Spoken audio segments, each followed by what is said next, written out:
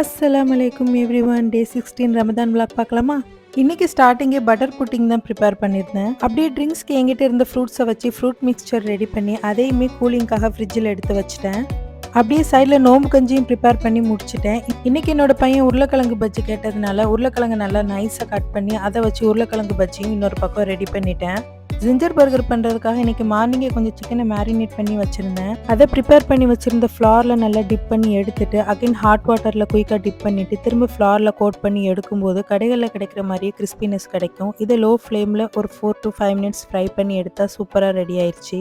இன்னொரு பக்கம் பன்னு சூடு பண்ணி எடுத்துட்டு ஆல்ரெடி சாலட்டை ட்ரெஸ்ஸிங் பண்ணி வச்சுருந்தேன். அதையுமே பர்கர் மேலே வச்சு அப்புறமா ஃப்ரை பண்ணி வச்சுருந்த சிக்கனையும் வச்சு சீஸ் லேஸையும் ஆட் பண்ணி ரெடி பண்ணி எடுத்துக்கிட்டேன். இன்றைக்கி ப்ரிப்பேர் பண்ண எல்லாமே ரொம்ப எம்மியாக இருந்தது. இப்படி தான் எங்களோட டே 16 ரமதான் போச்சு. இந்த திக்கரையும் மறக்காம ரிசீட் பண்ணிக்கோங்க guys. இந்த வீடியோ உங்களுக்கு பிடிச்சிருந்ததுன்னா லைக் பண்ணுங்க, ஷேர் பண்ணுங்க, மறக்காம என்னோட யூடியூப் சேனலையும் சப்ஸ்கிரைப் பண்ணிக்கோங்க.